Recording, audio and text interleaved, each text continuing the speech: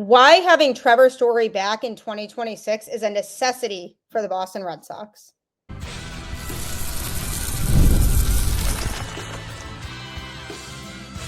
You are Locked On Red Sox, your daily Boston Red Sox podcast. Part of the Locked On Podcast Network, your team every day. Hello and welcome to Locked On Red Sox, your daily Boston Red Sox podcast, part of the Locked On Podcast Network, your team every single day.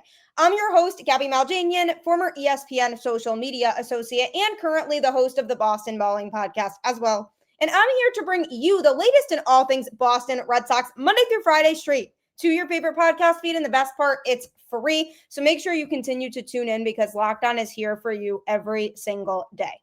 Today's episode is brought to you by FanDuel. Right now, new customers can bet just $5. And if your bet wins, you'll get $300 in bonus bets to use across the app. Download the app today.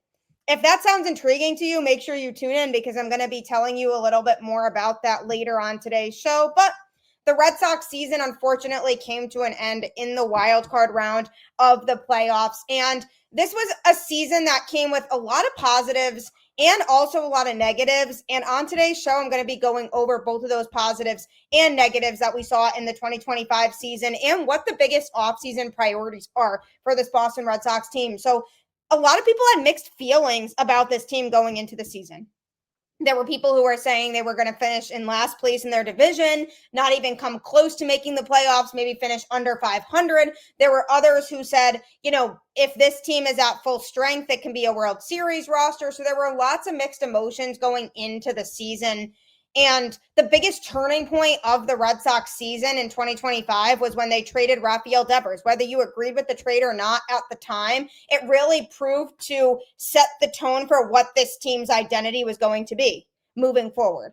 And because that was at about the midway point of the season, it really got to people thinking, well, what do we actually see in this team? Realistically, how far can this team go? And they got themselves to the postseason despite many injuries. And part of that was thanks to Trevor Story, who had a really good season this year and was a huge positive takeaway from this season. He finished the season with a .263 batting average, 25 home runs, 96 RBIs, a .741 on base percentage plus slugging, OPS, in 157 games played with 161 hits, 91 runs scored, and 31 stolen bases. Now, one of the biggest things about that and most notable piece of that stat is the 157 games played. Trevor Story had not had a fully healthy season in a Boston Red Sox uniform prior to 2025. And going into this season, he said, I'm determined to come out this season and prove to Red Sox fans why I'm here and that I should be here and that I can help win them a championship or possibly multiple. But people were waiting to see that side of Story. And I was willing to give him the benefit of the doubt over the last few seasons because he had struggled with not being able to stay healthy and stay on the field. And he wasn't gifted a fully healthy season. So now that he finally was, I said, look for big things from Trevor this year. And he really stepped up. And in the playoffs, he was one of the main players that showed up consistently on offense. Because you look at where the Red Sox lineup was at for those 3 games that they played, and there were a lot of players who struggled notoriously at the plate in that series against the Yankees. Romy Gonzalez being one. Cedar Rafaela was another one who really couldn't put together hits at the right time. Alex Bregman was not really putting together hits when he needed to be. Trevor Story was the guy who was able to get the job done in the playoffs for Boston, and he had a really fun storyline to follow over the course of the season with stolen bases, and his defense is obviously well above average. So Trevor Story coming back is a necessity for the Boston Red Sox in 2026 because if he chose to opt out and explore free agency, not only are you losing a key veteran on the team that's been around the sport for a while, but you're also losing some strong defense at shortstop, and you're losing one of the very few bats in this lineup that was consistently competitive all season long. Because what we had seen of Trevor in the past was a streaky hitter that would go on a hot streak for a bit, but then he would cool off. This was a guy who stayed pretty productive all season long.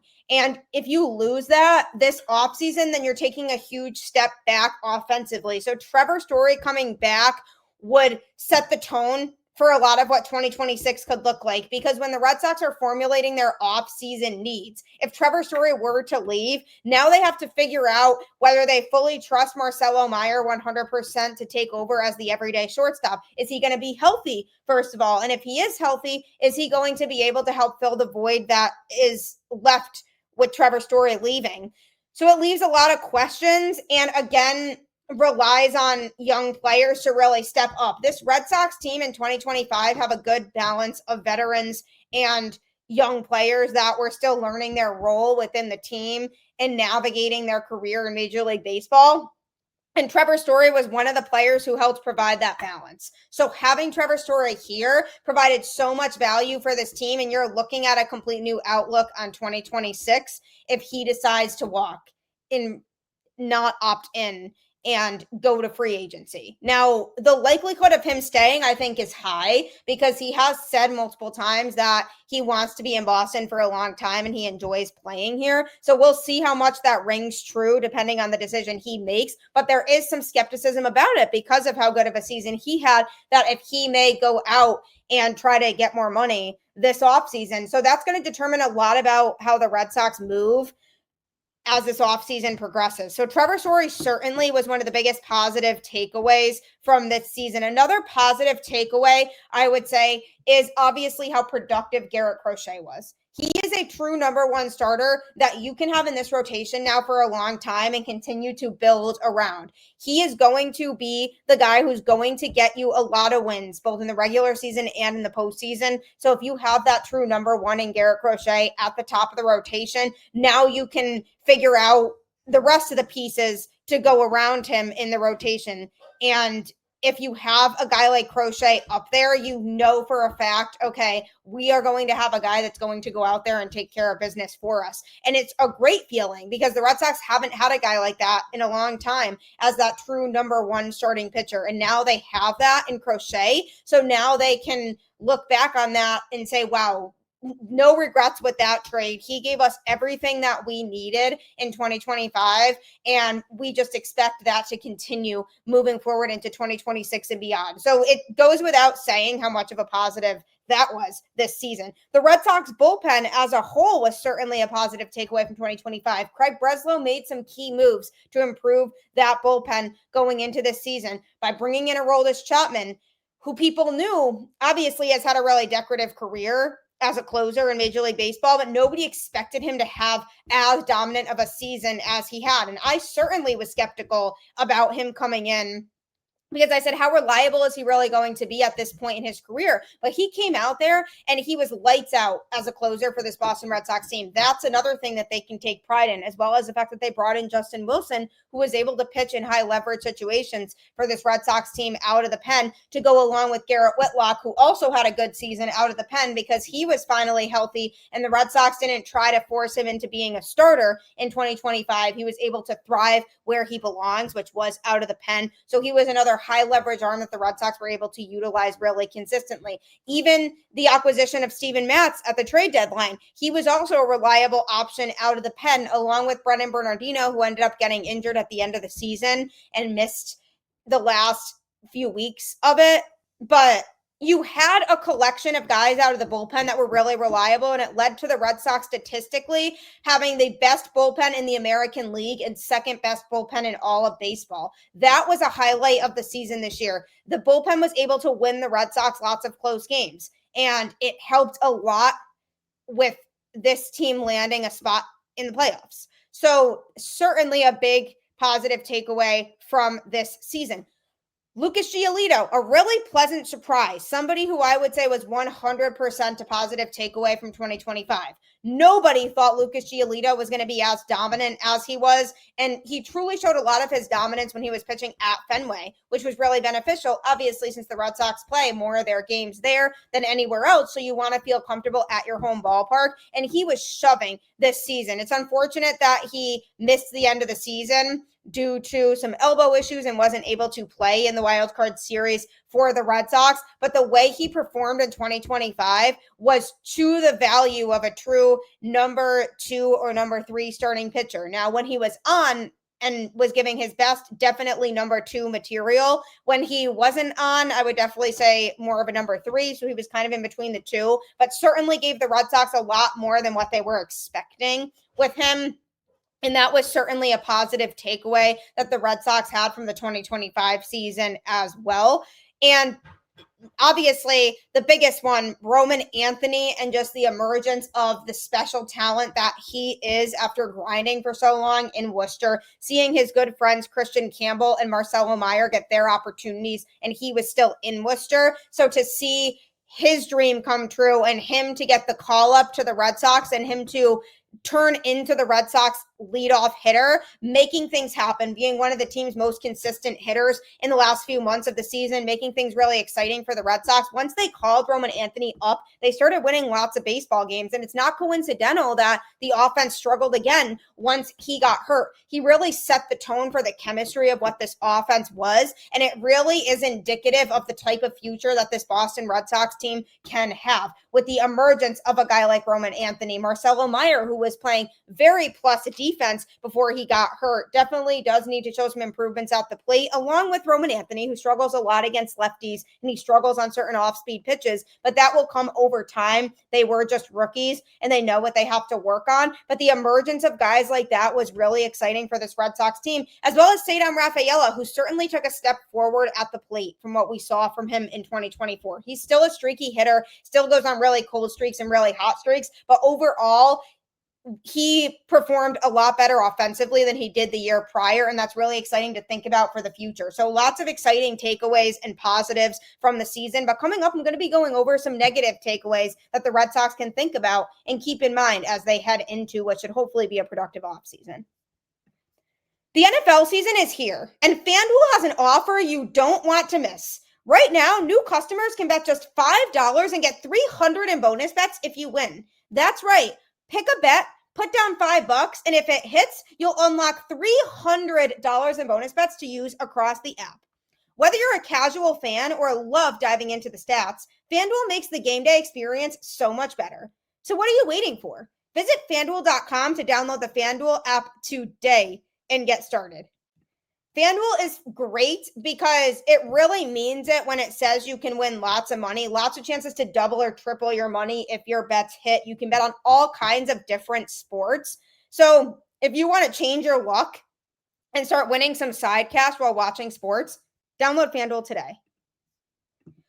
Even though the Red Sox season didn't end as we had hoped for, there is still a lot of things to look forward to for the future. Carlos Narvaez, the rookie catcher that the Red Sox had this year, made an Instagram post about it, and he said something very similar. He said, Red Sox fans, I know it was a disappointing ending. We wanted it just as much as you guys did, but there is so much to look forward to with this team and the future. And Narvaez definitely had some rookie mistakes. He struggled behind the plate, and he offensively dipped a lot in the second half from what we saw from him in the first half, but ultimately he is a catcher, so I never expected him to be the most productive hitter on the team. But what we saw from him in the first half at the plate, if he can find that form again going into 2026, we could see a really good sophomore season from him with this Red Sox team. So that's another player who for sure showed some potential in 2025, but definitely still has things to work on.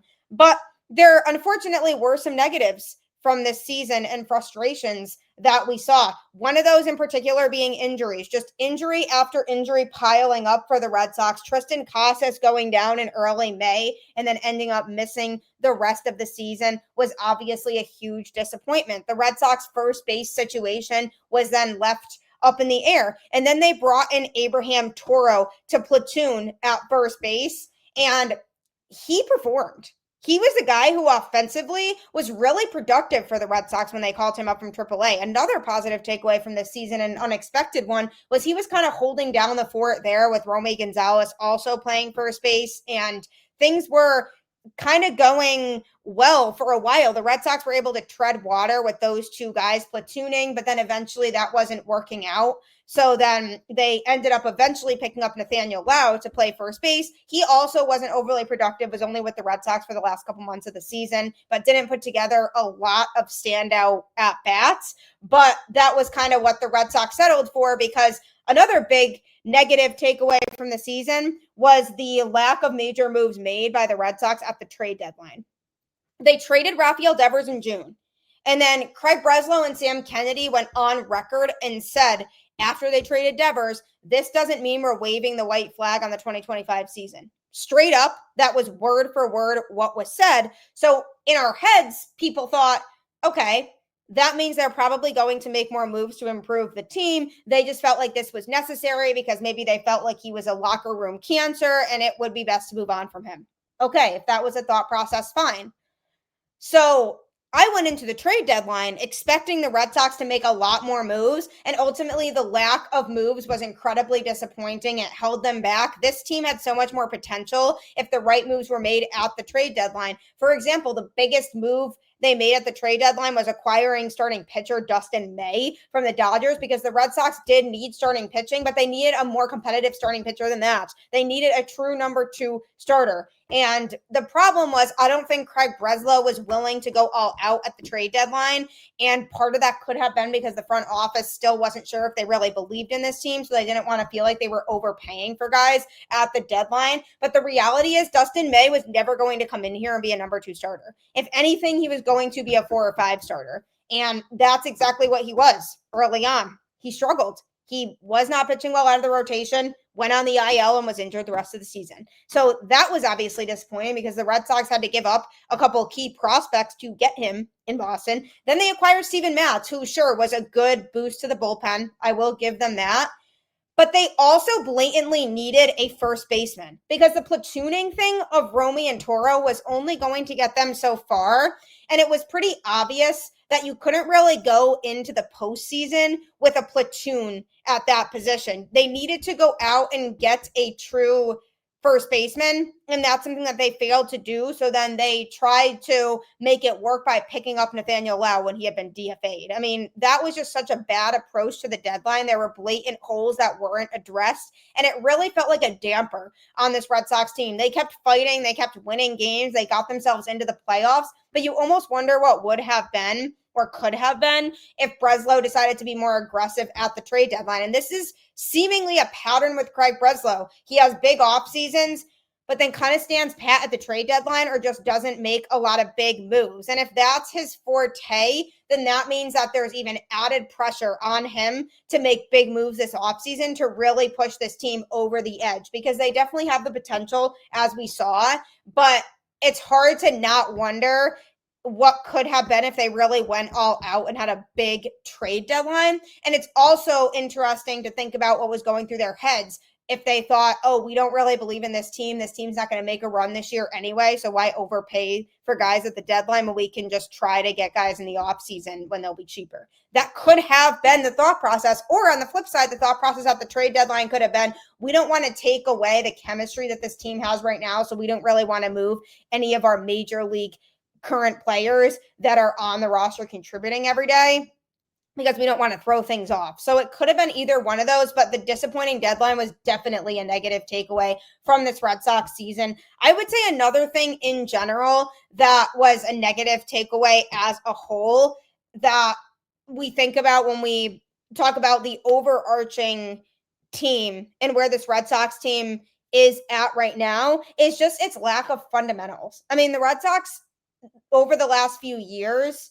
have had an issue of not really having smart baseball play, not really making the right decisions on the field, not really knowing what play to make at certain times, and it costing them. And we saw that all on display in Game 3 of the Wild Card Series against the Yankees, where the Red Sox were beating themselves and making continuous mistakes that were negatively affecting them, and ultimately they lost the game. And we saw many times throughout the course of this season that took place where the Red Sox were losing games because they didn't have the fundamentals down, or they didn't know how to sacrifice bunt, or they were just not playing baseball the way that they should play. And that's something that I would say was definitely kind of a cloud over this season that may not necessarily be talked about all the time because it's not really something that you see in the stats on paper as much. It's just more the little things that other teams did right that the Red Sox didn't do right. And yes, that's a result of being a young team and guys are still learning, but you have to be able to do the little things right if you want to be able to contribute at a high level. You just have to. If you want your team to be able to compete and be in the playoff discussion, you have to do the little things right. And that's something that I'm going to be looking for moving forward in 2026, that the Red Sox learn from that. And now that a lot of these younger players have a year under their belts, or another year if they weren't rookies, that changes. Because there were just a lot of things that they didn't do that felt like things that they should have been able to easily do. And on that same topic, you had some players that just didn't step up in the way that you wanted them to. Jarren Duran was a player, for example, who regressed from 2024. Now, I'm not going to say that he was absolutely terrible because that's not the case if you look at his underlying numbers. And he provides value still. I mean, he has speed. He can play defense, although he has occasional defensive blunders, but overall he's not a bad defender. But offensively, he took a big dip at the plate from what we saw from him in 2024. And that's tough because the Red Sox really liked Jarren Duran. They thought he was somebody who was going to contribute long term, but now it's looking like he's somebody who the Red Sox should try to shop in the offseason to upgrade other positions on this roster. He was one of the players that just wasn't really able to match or grow from his 2024 performance. And you have to wonder if mentally it's taking a toll on him and it's the off the field stuff that's really impacting him, because he's gone through a lot emotionally the last couple of years and things have not been easy for him. So that's definitely a reason why I'm trying to give him some grace, because he could be going through some off the field stuff. But he's definitely somebody who was a disappointment and should have contributed more than he did, at least from what the Red Sox were hoping. So it'll be interesting to see if he gets moved in the offseason or if it's something that the Red Sox see being a priority. Another disappointment was Alex Bregman. In the first half of the season, he absolutely was not a disappointment at all. Early on in the season, he was giving the Red Sox what they needed in terms of being able to justify what they're paying him. But as the season progressed, and especially after he came back from missing a couple months due to injury, he just wasn't the same player. And in the playoffs, I was hoping he was going to step up, and he really didn't step up as much as people were hoping he would. In the first game, he drove in a big insurance run late to help the Red Sox win that first game against the Yankees, which was an absolute thriller. But other than that, he really didn't do much to justify how much he's getting paid by this Boston Red Sox team. So it'll be interesting to see if he opts out or opts in for 2026. But if he does decide to opt in, that would be a really tough blow if the season he has in 2026 is like the second half of 2025. Now, he could have been putting a lot of internal pressure on himself by saying, I'm the team leader. They need me to step up because this team is full of young talent. If you think about it, when Bregman was with the Astros, he didn't need to be the guy. He had a lot of other players around him where it was a big group of players that were all kind of in the same spot in their career. So they were all working together and they were all winning together. Whereas with this Red Sox team, this was a team that was really inexperienced. And Alex Bregman came here knowing that he was being looked at as a mentor, both on and off the field, for a lot of the younger players on this baseball team. And I am convinced that that took a toll on him mentally, because I think he got completely in his head by saying, well, if I don't step up, then what is this team going to do? They need me to be the guy. And I think him putting that internal pressure on himself to be the guy was really hard for him, because this team just wasn't constructed with a lot of veterans, because they have a young core that they really believe in, which again is fine, but he needed to step up more on the field. I commend him for off the field and what he did for this team, but on the field, a different story. So definitely some negatives from this season, but coming up, how can you change those negatives and make them positives for 2026? I'm going to be going over that. Most people can't name all their financial accounts or even what they're worth, whether it's 401ks, properties, or investments. And when you don't have the full picture, you can end up leaving money on the table. That's why there is Monarch Money.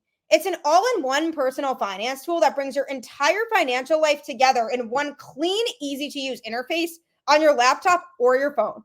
Monarch is built for people with busy lives. If you put off organizing your finances, Monarch is for you. Monarch does the heavy lifting for you. You can link all your accounts in minutes, see clear data visuals, get smart categorization of your spending, and finally feel in control of your money without ever touching a spreadsheet.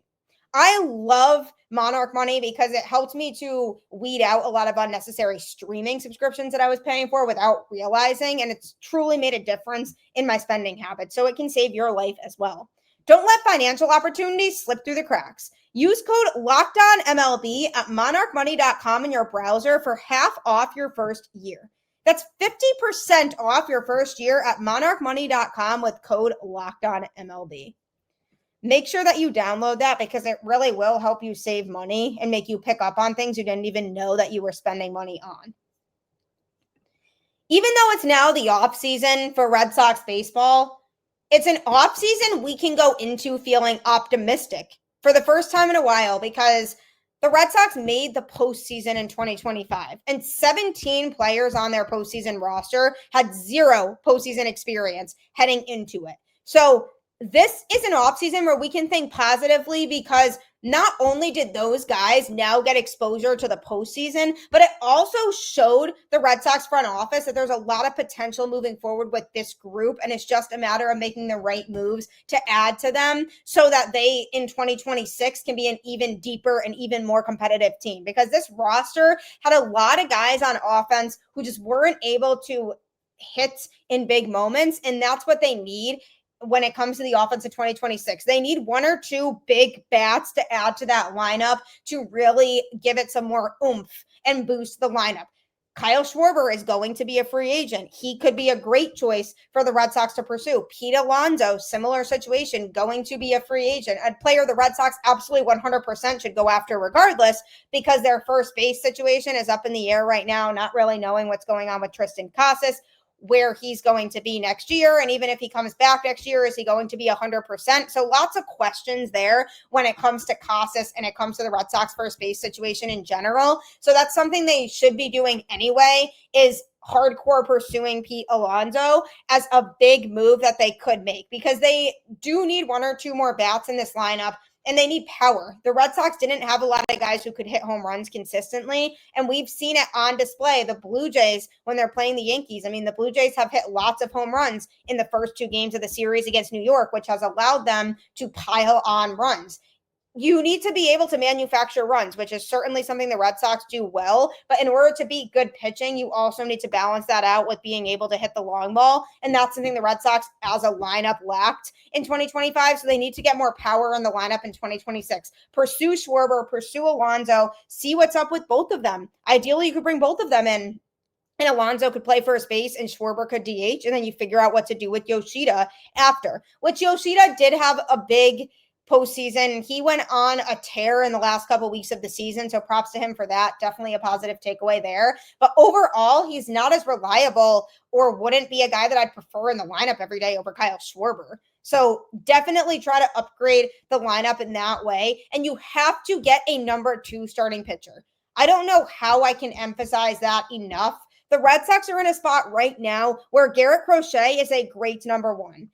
They like Brian Bayo, which is fine, but Brian Bayo isn't consistent enough for the Red Sox to rely on or bank on him being a truly reliable number 2 starter going into 2026. Do I think Brian Bayo can be a number 3 and is likely a number 3 right now? Yes, absolutely. 100% that's the case, but I don't see him improving enough next year to be a number 2. So the Red Sox do need to fill in that spot with an external candidate, because they have plenty of options that they can use to pitch in the rotation next year. You mean Hunter Dobbins, who was hurt for a lot of the back half of the season. He's somebody who can be an option next year. Kyle Harrison, Peyton Tolley, Connolly Early, all young players who got some exposure this year, which is going to be huge.